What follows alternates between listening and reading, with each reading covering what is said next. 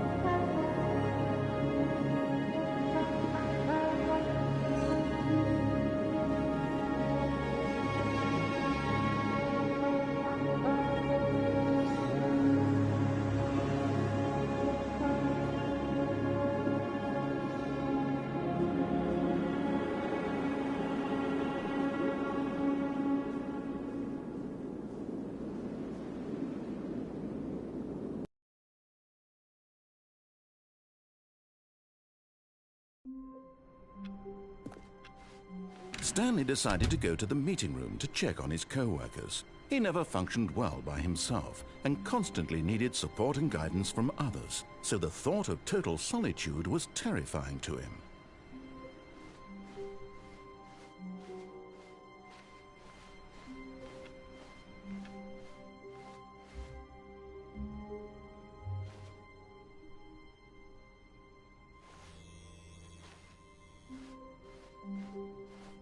When Stanley came to a set of 2 open doors, he entered the door on his left.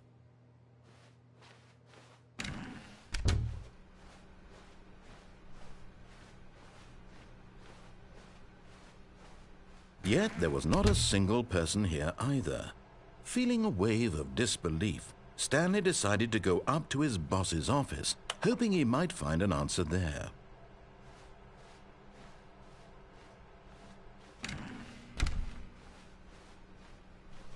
Coming to a staircase, Stanley walked upstairs to his boss's office.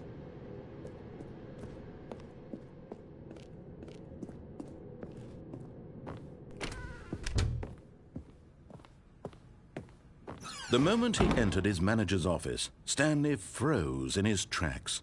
Not a living soul anywhere. Could he really be all alone? This was too much for Stanley to take, too much for any man to take.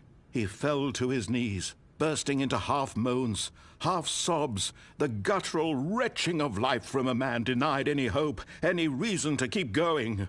Here on the floor he lay prone, paralyzed by fear for nearly a full hour. But when at last he began to move about and survey the situation, he found a keypad behind the boss's desk. What could it mean? Was it a sign of hope for Stanley's future? Alas, it was not. For although this keypad guarded the terrible secret of Stanley's past, it had been assigned a 4-digit code so devious and so random that no man could ever hope to guess it. 2845. Statistically, nearly impossible to guess blindly, ever.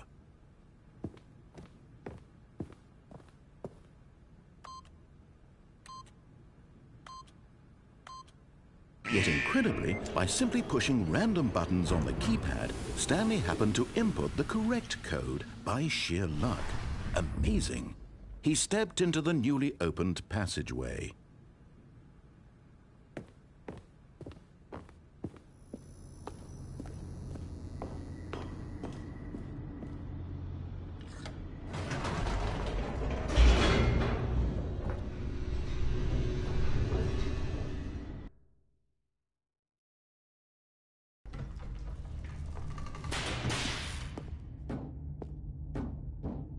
Stanley walked straight ahead through the large door that read Mind Control Facility.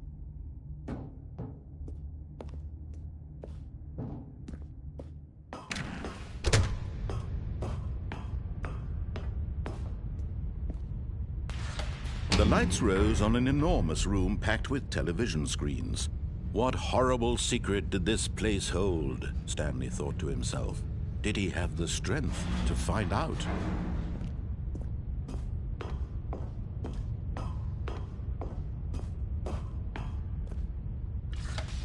Now the monitors jumped to life, their true nature revealed. Each bore the number of an employee in the building, Stanley's co-workers. The lives of so many individuals reduced to images on a screen, and Stanley, one of them, eternally monitored in this place where freedom meant nothing.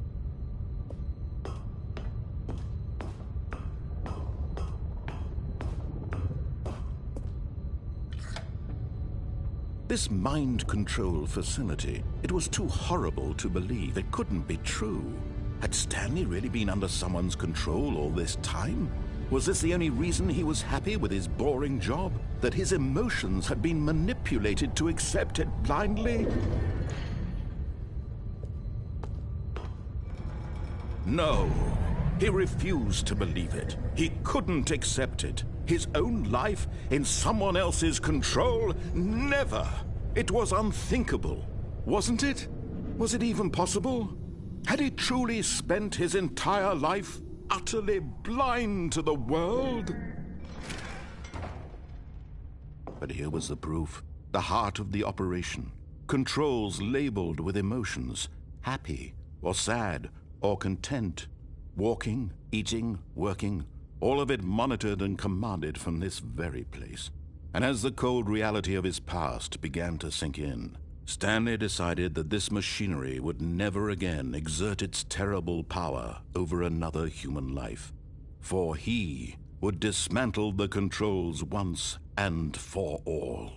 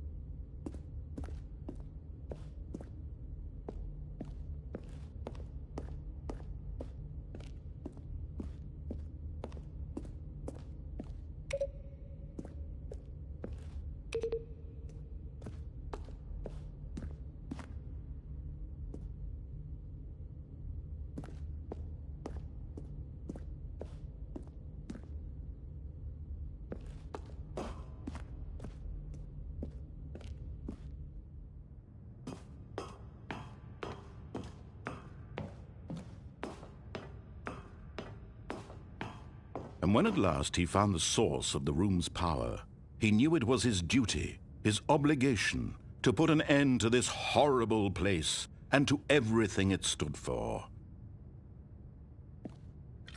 Oh, Stanley, you didn't just activate the controls, did you? After they kept you enslaved all these years, you go and you try to take control of the machine for yourself. Is that what you wanted? Control? Oh, Stanley, I applaud your effort, I really do. But you need to understand, there's only so much that machine can do. You were supposed to let it go, turn the controls off, and leave. If you want to throw my story off track, you're going to have to do much better than that. I'm afraid you don't have nearly the power you think you do. For example, and I believe you'll find this pertinent, Stanley suddenly realized he had just initiated the network's emergency detonation system. In the event that this machine is activated without proper DNA identification, nuclear detonators are said to explode, eliminating the entire complex.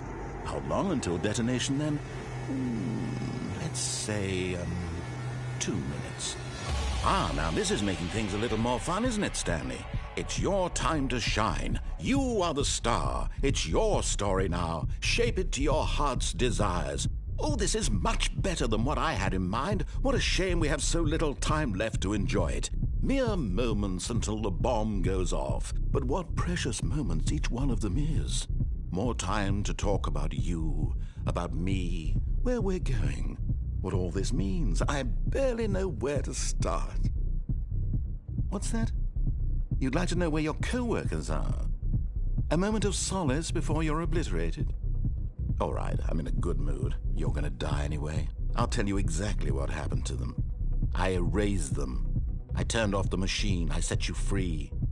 Of course, that was merely in this instance of the story. Sometimes when I tell it, I simply let you sit there in your office forever, pushing buttons endlessly and then dying alone.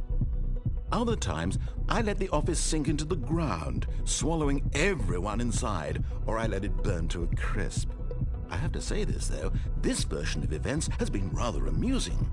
Watching you try to make sense of everything and take back the control wrested away from you, it's quite rich. I almost hate to see it go. But I'm sure whatever I come up with on the next go-around will be even better. My goodness, only 34 seconds left. But I'm enjoying this so much. You know what? To hell with it. I'm going to put some extra time on the clock, why not? These are precious additional seconds, Stanley. Time doesn't grow on trees. Oh dear me, what's the matter, Stanley? Is it that you have no idea where you're going or what you're supposed to be doing right now? Or did you just assume when you saw that timer that something in this room was capable of turning it off? I mean, look at you. Running from button to button, screen to screen, clicking on every little thing in this room. These numbered buttons, no, these colored ones. Or maybe this big red button, or this door. Everything, anything, something here will save me. Why would you think that, Stanley? That this video game can be beaten? Won? Solved? Do you have any idea what your purpose in this place is? Stanley, you're in for quite a disappointment. But here's a spoiler for you. That timer isn't a catalyst to keep the action moving along. It's just seconds ticking away to your death. You're only still playing instead of watching a cutscene because I want to watch you for every moment that you're powerless. To see you made humble. This is not a challenge. It's a tragedy. You wanted to control this world, that's fine. But I'm going to destroy it first, so you can't. Take a look at the clock, Stanley. That's 30 seconds you have left to struggle. 30 seconds until a big boom and then nothing. No ending here, just you being blown to pieces. Will you cling desperately to your frail life, or will you let it go peacefully? Another choice. Make it count, or don't. It's all the same to me, all a part of the joke. And believe me, I will be laughing at every second of your inevitable life from the moment we fade in until the moment I say, happily ever after.